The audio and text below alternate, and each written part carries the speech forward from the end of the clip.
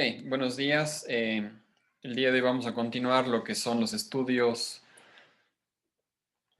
complementarios para determinar una patología en la cavidad bucal. El día de hoy vamos a revisar lo que es la punción por aspiración de aguja fina, un método que nos va a permitir establecer el origen de nuestra lesión y obviamente este se utiliza para una lesión que sea profunda, ¿no?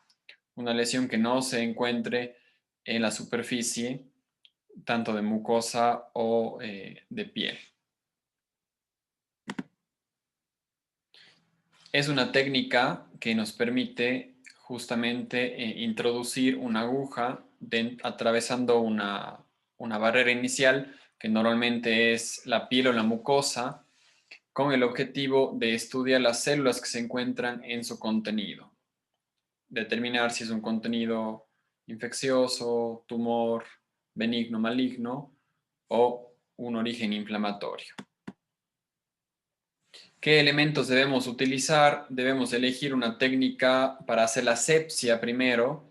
En este caso podemos elegir lo que es mertiolate, alcohol, eh, a veces se utiliza también jabón quirúrgico o lo que es povidín o yodo povidona, con el objetivo de limpiar la superficie, ya sea de mucosa o piel, para que al momento de puncionar no llevemos una bacteria o algún elemento que se encuentre en la superficie del elemento que tengamos que puncionar. Lo recomendable es utilizar una jeringa de 10 milímetros o de 20 milímetros, una aguja de acero de longitud 32, la estándar, que es ligeramente más grande.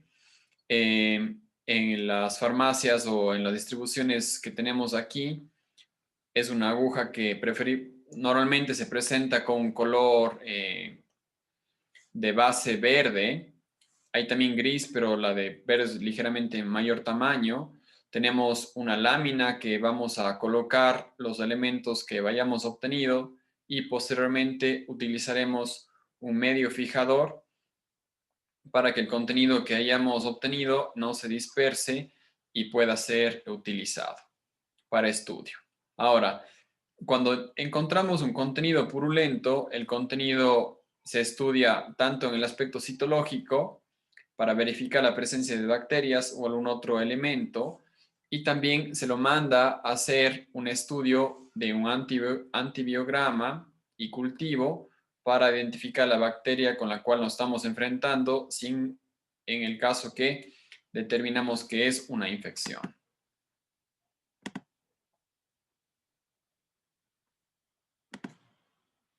Ahora, ¿cuál es el objetivo? Es un objetivo diagnóstico, o sea, para establecer qué patología nos estamos enfrentando, y en ocasiones también un objetivo terapéutico. El objetivo terapéutico puede ser de dos tipos. El uno que nos va a llevar en cuanto a drenar una infección, o sea, una punción para retirar una infección. En ocasiones también una punción para retirar un contenido sanguíneo en cuanto a un hematoma. Y otras veces también, o en otros miembros del cuerpo, podemos utilizar para la aspiración de cuando hay una extravasación de líquido sinovial. Entonces, va a permitir todas esas cosas, una liberación del contenido líquido, y va a generar una descompresión del tejido, liberando o disminuyendo importantemente el dolor, y en ocasiones haciendo que la lesión se contraiga, disminuye de tamaño para una futura enucleación o un segundo tratamiento. Es un tratamiento ligeramente invasivo, mínimamente invasivo, y el objetivo de este, cuando es diagnóstico, es determinar si estamos cursando un proceso inflamatorio, si es un proceso infeccioso o es un proceso neoplásico. También puede identificar algo mixto, ¿no? Hay ocasiones en las cuales iniciamos con un proceso neoplásico y posteriormente en la neoplasia, debido a que entra a alguna cavidad, por ejemplo nasal o a nivel de la boca, se contamina y se llega a infectar. Entonces, una neoplasia contaminada o infectada. ¿Cuál es el riesgo que tenemos de esta técnica? Esta técnica podemos lesionar vasos sanguíneos que pueden generar un sangrado. Si el sangrado no se identifica o no se controla de forma temprana, eso va a generar una colección de sangre que se puede establecer un hematoma, y un hematoma, aparte del riesgo que genera por la presión que ejerce, este hematoma también provee de nutrientes a las bacterias cercanas para generar una infección o ser de elemento para iniciar una infección en la zona. Un sangrado puede generarnos un hematoma, y un hematoma puede llegar a contaminarse y generar una infección.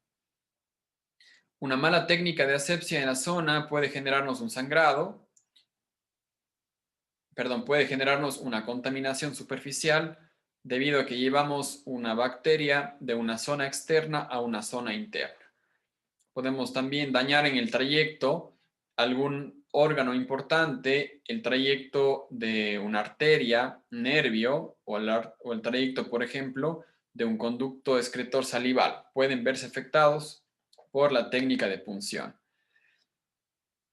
Previa a la realización de la punción, también tenemos que estar claros que la masa o elemento que vamos a puncionar no es de origen arterial o venoso. Estamos hablando de que está contraindicado también puncionar lo que es un hemangioma, ¿no? Nos va a generar un sangrado que va a ser difícil de controlar. Aparte de eso, debemos establecer si las condiciones sistémicas del paciente permiten esa invasión, aunque es pequeña, sigue siendo una invasión. En este caso, verificar la toma de medicamentos que ya hemos referido en cuanto a pacientes diabéticos, pacientes hipertensos, pacientes cardíacos. En este caso, cuando hablamos de paciente cardíaco, la presencia de un antiagregante plaquetario, de un anticoagulante. En cuanto a la diabetes, el consumo o no de de un hipoglucemiante, o la administración de insulina como tal. En cuanto al proceso de la punción, tenemos, como se observa el gráfico, las agujas. En este caso, una de las formas más sencillas de practicar es utilizando algún objeto, en este caso una manzana, en el cual podemos establecer cómo hacer la punción en cuanto a la introducción de la aguja en el contenido de la manzana. Ahora, es importante siempre que la aguja siga una sola dirección al inicio, y podemos cambiar en diferentes direcciones dependiendo si no encontramos el contenido que estamos buscando. Ahora, obviamente, lo ideal no es estarle pinchando al paciente muchas veces, y nos tenemos que guiar de manera indispensable o de manera efectiva. Ahora pudiéramos utilizar nosotros un medio que es el ultrasonido para determinar en cuanto a cómo hacemos o hacia dónde introducimos la aguja. Una vez que introducimos la aguja y llegamos a este lugar de la cavidad, debemos generar una punción con una tracción de par de segundos con el objetivo de que ingrese un grupo celular. A ver, vamos a parar un ratito. Ok. En este caso, ¿qué se hizo? Se puncionó, y al momento de llegar a la cavidad que estaba buscando, se hizo procesos en los cuales se jala de forma repetitiva la jeringa con el objetivo de introducir células en la zona donde se encuentra la aguja, ¿no? Varias veces hacemos de forma repetitiva con el objetivo de identificar el espacio que queremos llegar para la introducción de la aguja. Una vez que estamos en el espacio y hemos logrado un contenido celular en nuestra jeringa, lo que se hace es, se apertura la jeringa con el objetivo de que entre aire en la jeringa y nos permita ese mismo aire desplazar las células que se encuentran en la jeringa en relación a una laminilla. colocamos el contenido en una laminilla y al momento de tener, la esparcimos juntamente con otras laminillas para distribuir de forma equitativa y tener no solamente una, sino 3 muestras para enviarlo al estudio citológico.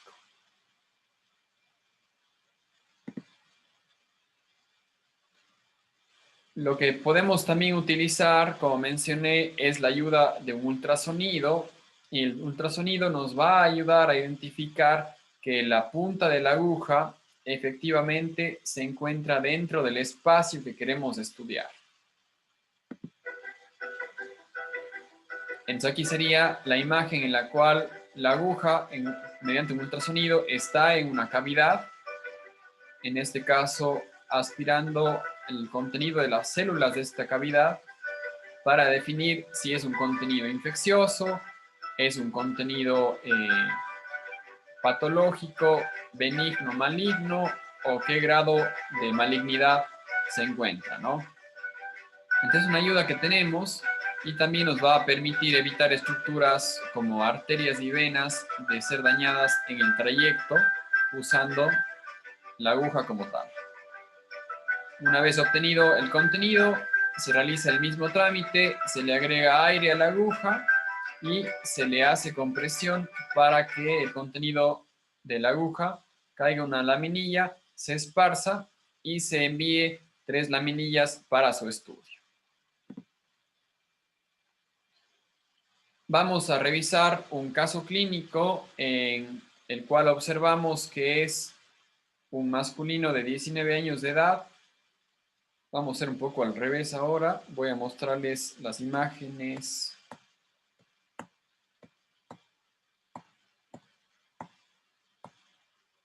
Entonces, la imagen de 3/4 del paciente nos muestra una elevación en la cual observamos un edema a nivel de la zona de la mejilla y a nivel de lo que respecta al borde del ala nasal.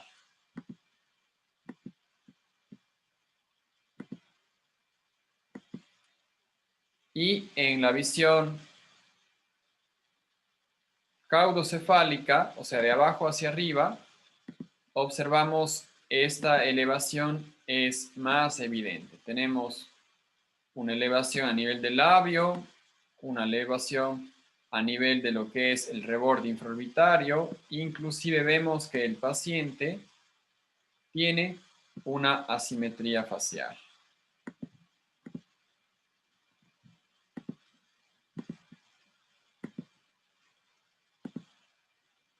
A la exploración intraoral observamos que el paciente presenta lo que es un aumento de volumen a nivel del fondo del vestíbulo.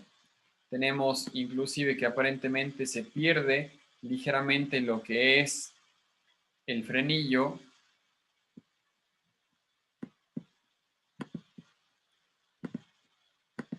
Una foto clínica más cercana podemos observar unas lesiones que se observan a nivel de la estructura y que probablemente nos muestran como un proceso fistuloso, ¿sí?, en la zona de la profundidad del vestíbulo. Entonces, si queremos identificar a esta lesión, vamos a decir que es un aumento de volumen que se encuentra a nivel del tercio medio de la cara del lado izquierdo. Es una zona que no tiene unos límites bien definidos, que es disperso, que es una, bueno, en este caso una consistencia indurada a nivel de la zona de la premaxila, una coloración ligeramente más oscura de la mucosa oral. A la palpación intraoral es una zona flácida, depresible, se encuentra ligeramente caliente, con presencia de unos trayectos fistulosos a nivel del proceso alveolar entre canino y lateral, y a nivel de lo que es la región palatina se observa también un aumento de volumen que no sobrepasa la línea media, o sea, mantiene la línea media y va a presentar una lesión también que es única, me olvidé de agregar, y una zona que es depresible. Y lo otro que observamos es que el paciente presenta una separación entre los dientes. Entonces, esto puede ser propio de la característica del tamaño de los dientes o puede generar unos diastemas generados por una presión ejercida por un tumor sobre los dientes. Entonces, esas serían las características clínicas del paciente. Las características radiográficas del paciente, vamos a observar que el paciente en una imagen panorámica presenta una lesión radiolúcida de aproximadamente entre 2 y 3 centímetros en relación al diente 2.1, 2.2, 2.3, 2.4 y 2.5, que se observa también una cercanía con la base nasal, pero lo que sí podemos observar es que se mantiene como un halo, en el cual nos da un pronóstico que respeta la cortical, ¿sí? Vemos que hay un halo que sí se observa a este nivel, a nivel lateral, y no hay tan claro un nivel medial y superior, ¿no? Entonces, son datos a tomar en cuenta.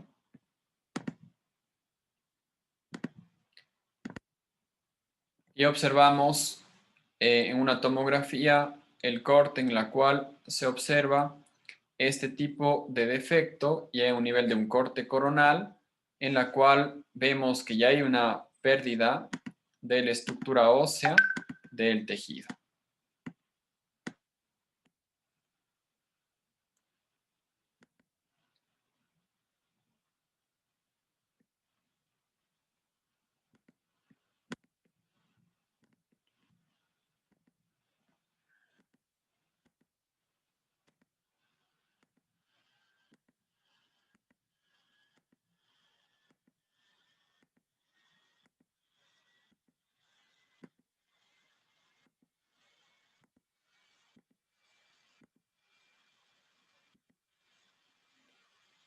Ok, antes de continuar ya con los detalles de la anamnesis, voy a abrir micrófono. Yo sé que todavía no hemos visto lo que son tumoraciones eh, a profundidad, solo he visto generalidades, pero me gustará escuchar de qué creen que le está pasando a este joven paciente.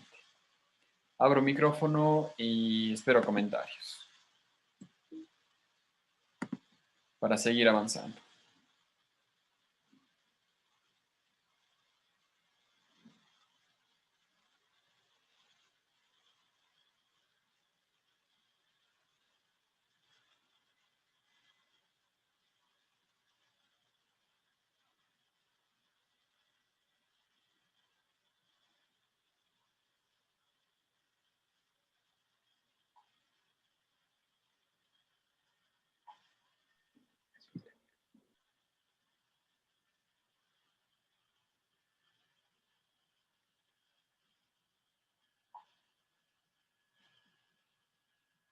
Bueno,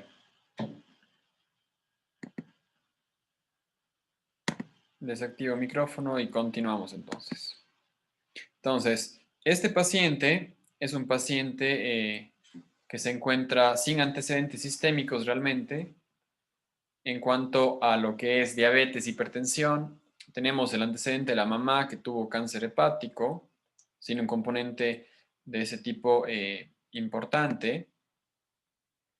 Tenemos en este caso que el paciente no manifiesta alergias ni manifiesta procesos sistémicos, niega que sea hospitalizado y refiere tener un esquema de vacunación completo y niega donación o recepción de sangre como tal. Ahora, ya haciendo la anamnesis del paciente, vamos a establecer que el paciente ya tiene un inicio de un padecimiento hace varios años, 7 años aproximadamente, en la cual todo inicia con un proceso doloroso a nivel del órgano dentario 22. Se realizan diferentes tratamientos, pero nunca desaparece el dolor y hace más o menos 4 días presenta un aumento de volumen en la cual siente dolor, siente calor y llega al hospital porque ya se asusta porque se encuentra con un aumento de volumen que le genera una asimetría facial. En este caso, le realizamos un examen de sangre rutinario. Observamos que los valores sanguíneos se encuentran dentro de parámetros normales. Ligeramente, vemos que el sodio está ligeramente bajo. Ahí está ligeramente cambiado, está erróneamente el potasio es 4,1 y el sodio es 130. Y observamos que los valores en relación a lo que son los leucocitos se encuentran ligeramente cerca del techo, o sea, ligeramente elevados, pero no más de 10.000. En este caso, no tenemos valores concluyentes muy importantes, pero el hecho que sea un paciente joven y esté cerca de 10.000 nos hace sospechar de una infección como tal. Ahora, recordemos esta tabla que nos marca los valores normales de los leucocitos y tenemos que recordar que en ocasiones puede mantenerse los valores de los leucocitos elevados o en ocasiones dentro del rango normal en cuanto a la totalidad como tal. Pero lo que puede cambiar, obviamente, es la distribución de los leucocitos o el número total de cada uno de los grupos. Entonces, podemos tener valores normales de neutrófilos, pero podemos tener valores elevados de linfocitos o monocitos que nos establezcan que estamos frente a una infección de tipo crónico. Entonces, muy probablemente este paciente, una de las opciones de diagnóstico que tiene es que tenga un proceso infeccioso de duración de larga data de un aspecto crónico.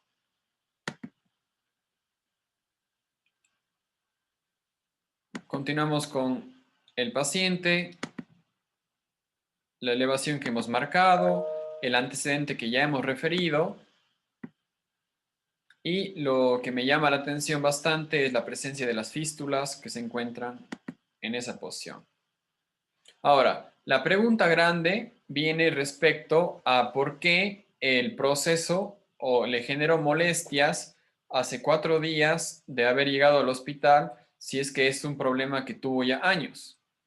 Entonces, lo que pudo haber pasado siempre es una reactivación del problema. Se llama, o en endodoncia lo sabían considerar como un absceso de tipo Fénix, que se llamaba, que pasaba de un aspecto crónico a un aspecto agudo nuevamente.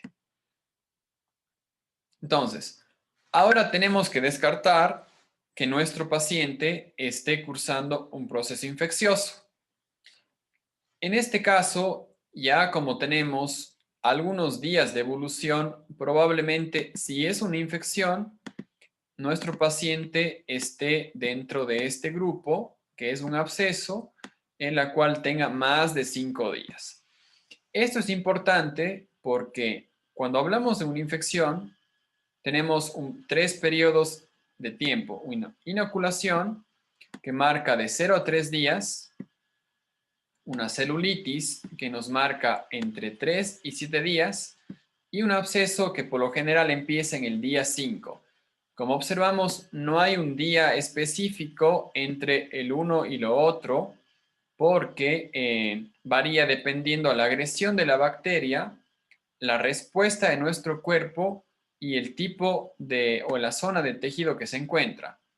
¿Qué tenemos que esperar? Es obviamente tener un contenido en la cual puede ser estudiado. Si hacemos una punción muy temprano y solo hay edema, lo único que vamos a generar es un mayor dolor y más edema. Si estamos frente a lo que es una celulitis, podemos o no tener algún tipo de contenido, pero vamos a tener seguramente un contenido cuando ya tengamos una secreción de tipo purulenta.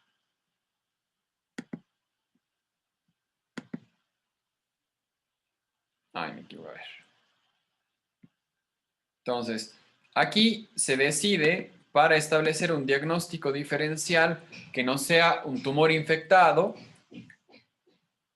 se hace una punción en la cual se obtiene una secreción seropurulenta o sanguinopurulenta y se manda a estudiar. Al momento de hacer la punción, obtenemos un drenado importante de contenido en la cual el edema disminuye y se crea un espacio en el cual luego va a ser reemplazado. En este caso, se hace la punción y luego se realiza un lavado en el cual se hace una limpieza de la herida. Pero ya la punción nos determina que es un elemento de contenido líquido, en este caso de un contenido infeccioso.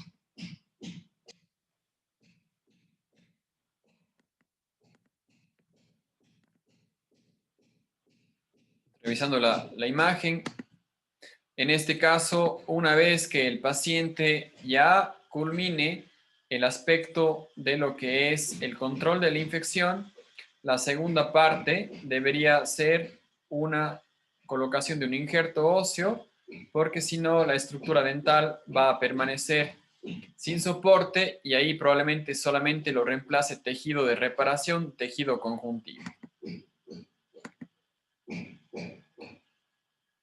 El citológico, una presencia de que es una infección, pero que se inicia a partir de un proceso infeccioso crónico de un quiste de retención. Entonces, perdón, es un quiste generado por un proceso crónico periapical en el cual se expandió y generó ese tipo de infección. Entonces, estamos enfrente a un proceso infeccioso de origen dental.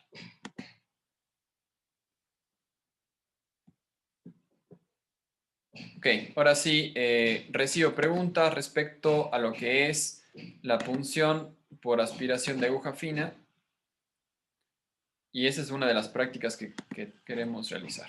Voy a abrir.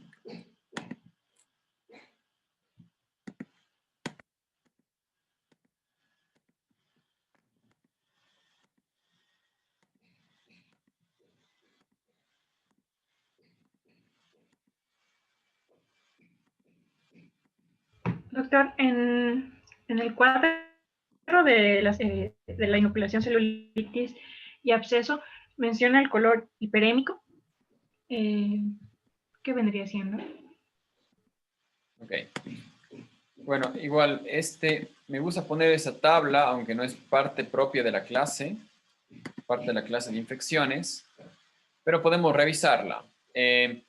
Cuando estamos hablando de un color normal, el color de tipo hiperémico es debido a que aumenta la cantidad de sangre que llega a una herida o un proceso infeccioso en la cual genera algo de calor, por eso genera hipertermia, pero también genera una coloración rojiza, o sea, el color va generándose de tipo rojizo debido al aumento de la permeabilidad capilar en la zona, debido a que llega más sangre para contener o para combatir o generar aporte para la inflamación. Recordemos que el edema como tal es un proceso que comparte un proceso inflamatorio con un proceso infeccioso. Y ambos procesos va a generar la llegada de sangre y esa llegada de sangre va a generar un color rojizo y calor. No, doctor, gracias. Doctor, una consulta fuera del tema. Las clases, Deje termine. Si hay otras consultas, me hace usted esa pregunta. Veamos si hay más preguntas respecto a la clase. Doc, una pregunta. Con respecto a la radiografía, ¿por qué por qué se debía a que el borde izquierdo era más definido que los derecho y el superior? Ya, lo que podemos enfrentar, y bueno, tendríamos que revisar una tomografía, es que si usted revisa los cortes tomográficos, el proceso alveolar de central a premolar, por lo general, es más pequeño y aquí aumenta el tamaño de nuestro hueso, ¿no? Entonces, justamente está cercano a la articulación del malar Entonces, lo único que yo le pudiera sospechar para responder su pregunta es que en la zona medial del proceso donde está la infección, el hueso es más denso, ¿no? Y a diferencia de la zona media, usted recordará que en la zona media tenemos la fisura, la cual nos marca un hueso que no es tan grueso debido al proceso de fusión que tienen las premaxilas. Y en la zona de acá, el hueso cercano a lo que es la base nasal también es bien delgado. Lo que siempre permanece es lo que respecta a la espina nasal superior. Superior y anterior, perdón. Ya, gracias, doctor. Adelante. Si hay otras más preguntas o si no, para responder la duda que tiene la doctora. Doctor, ¿por qué era importante colocar el injerto óseo? Ya, perfecto. Entonces, en un tratamiento siempre nos enfrentamos con el objetivo de resolver, en este caso, el proceso infeccioso. Entonces, tenemos que hacer, bueno, ahorita lo único que vimos es cómo diagnosticar básicamente, ¿no es cierto? Que era la punción. Ahora, si el aspecto nos marca que aparte de la infección, fue una infección que se generó por un proceso periapical con un quiste, va a generar expansión y aparte es una infección contaminada, se tiene que retirar las paredes del quiste y generar obviamente una limpieza mecánica para liberarnos de la infección más el antibiótico que tomemos. Ahora, una vez que el proceso sea controlado, nos va a generar un defecto, ¿sí?